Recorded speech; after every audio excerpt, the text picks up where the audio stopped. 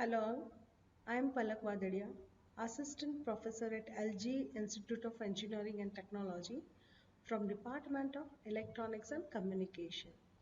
Today we will learn the unit number 3, that is Python functions and modules.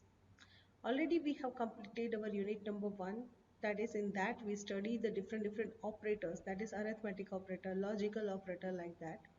And then unit number 2, that is some decision making statements and loop. Now in unit number 3 we will discuss what is the Python function and modules. So when we consider the unit 1 and unit 2, that is your 40% of your syllabus is completed.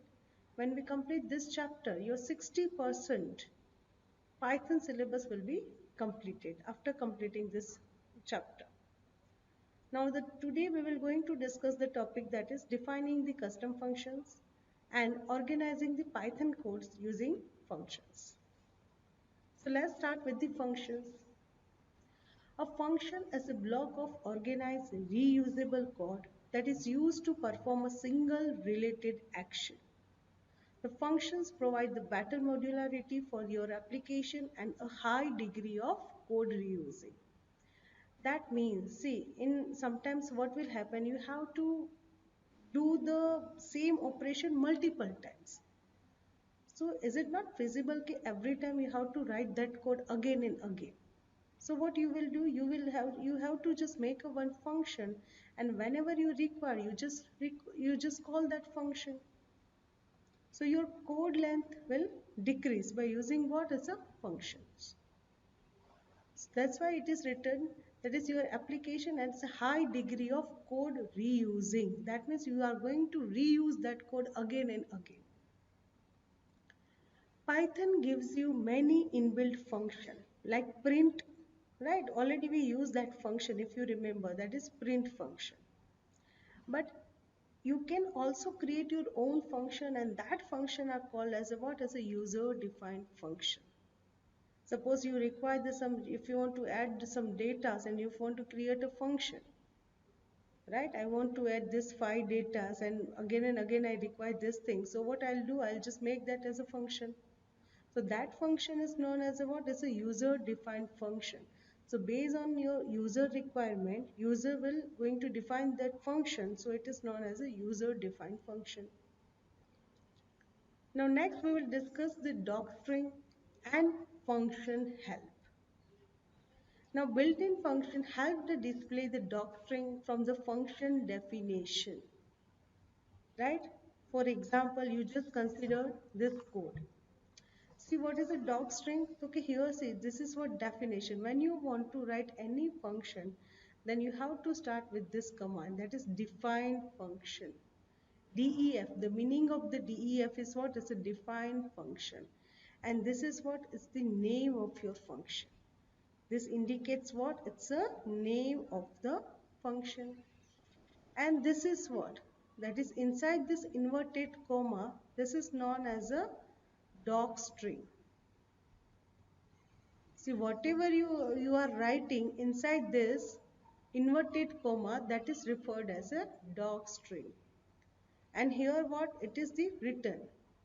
That means what the function will do, what the answer you want, that you have to write in the return statement. Now calling the help of the function area produce this output. See, that means this is what it's. I'm just considering this is what is an inbuilt function. So when I write help and then it's area like this, see help and area. So it will display this docstring. See here, it's what is a number here. Number, then it's just what is a return the area of triangle with the dimension, base and height. Okay, this is known as a docstring. Now see one more example of the function help. See, if you write in a Python command line, for example, you know the absolute function. What this function will give? It will return the absolute value of any number that you are entering here inside the absolute function. So here it is written what? Return the absolute value of the argument. All right, and this number and number, this is known as a what? It's a type contract. That means inside this function you have to write the numbers. That number is anything. It can be integer, it can be a float. Here also it can be the integer, it can be the float. That we will discuss in detail in this session only. Now first we will discuss the function design recipe. That means what are the different steps that you have to follow while you are designing the function. This that you have to mention here in the examples. That means what should your function do? Then type the couple of example calls. That function is, for example, sum. Then if I pass two arguments, sum 10.20, then answer is what? It's a 30. So I have to write this kind of the example. So user can understand what exactly this function is do. See, here it is clearly written as a sum. Here I just passed two arguments, 10 and 20. So it give us the answer, that is what? 30. Now pick a name. That is what is the short answer of what does your function do. See, here what I have written is a sum, because I want to add this two number.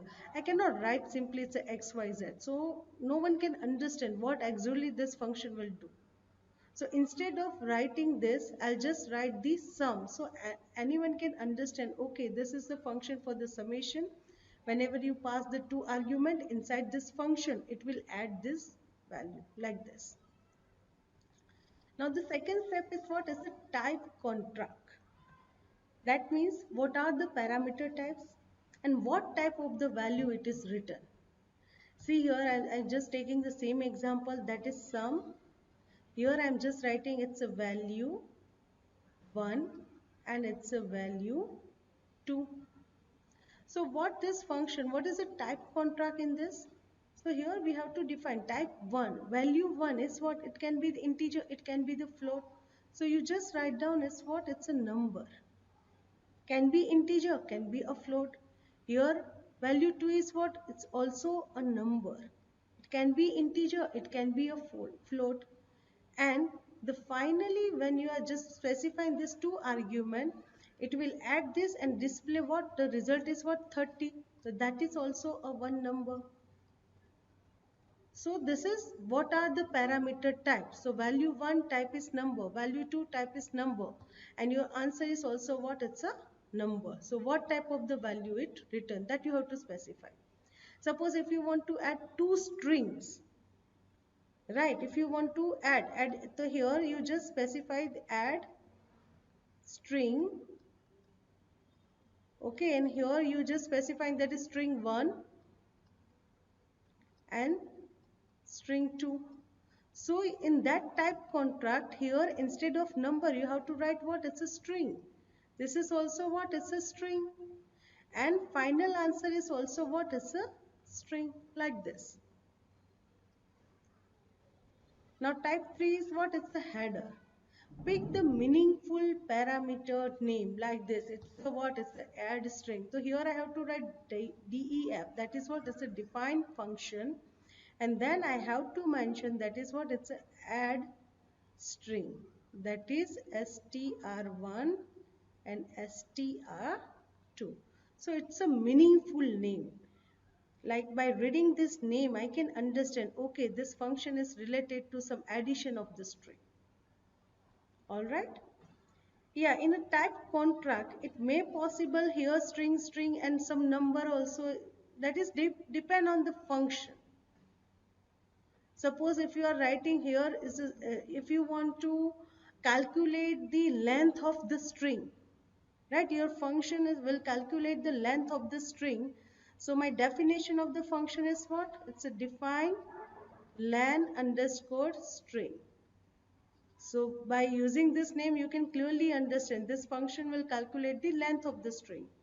And here what I am passing? String. So when I want to write the type contract for this function, so here I have to write what is a string. And what it give? It give me the number, that is length of the string. Maybe it's 1, 2, 3, 4, 5, that is depend upon the string. So I hope this is clear. What is a type contract and header? Now next is what is a description. So mention the every parameter in your description and describe the return value. That means, see, you remember then I use this function, that is sum value 1 comma value 2.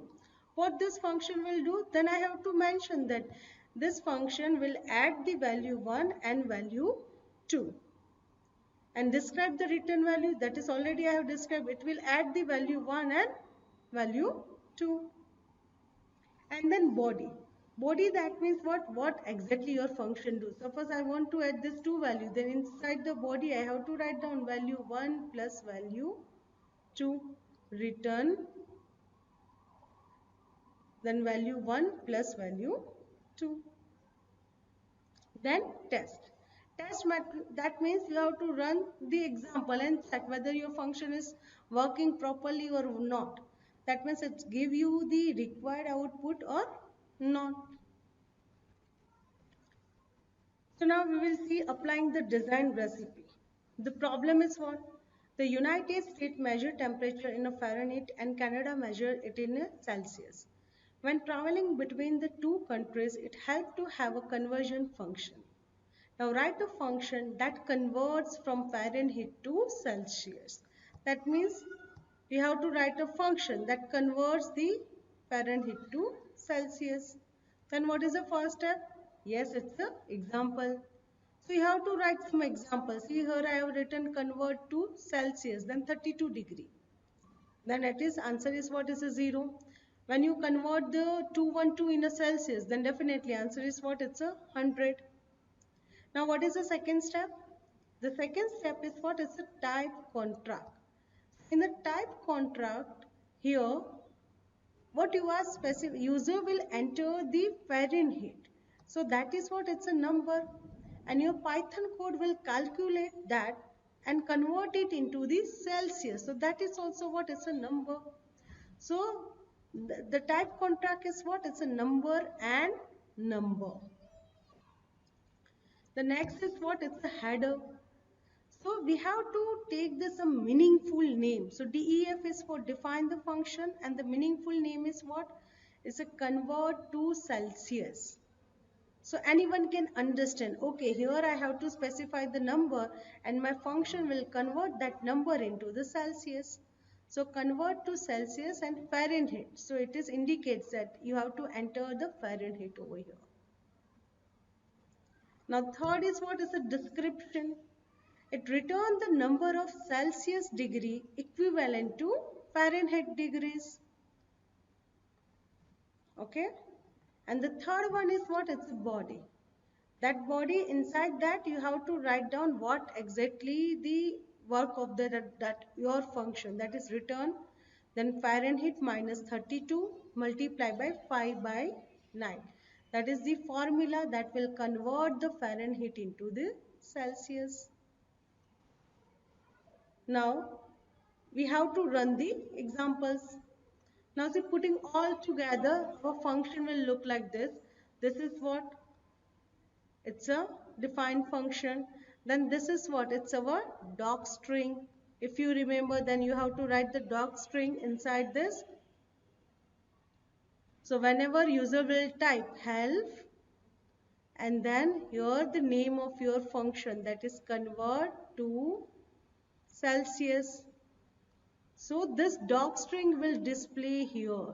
So what will display? That is number and number. So user can understand, okay, I have to enter the number, and the answer is also what? Is a number. And what your function will do, that is already written. That is return the number of Celsius degree equivalent to Fahrenheit degree. And some example is also given to you. So by looking this example, you can easily know. It's just like your MATLAB help. If you remember in MATLAB also, if you are typing the function, then that will give you some example. So by looking, by understand that example, you can modify your function as well as you can use that function in your code. And finally, this is what it is, our return statement. So I hope this is clear, right? So if you have any doubt, then please contact me. Thank you.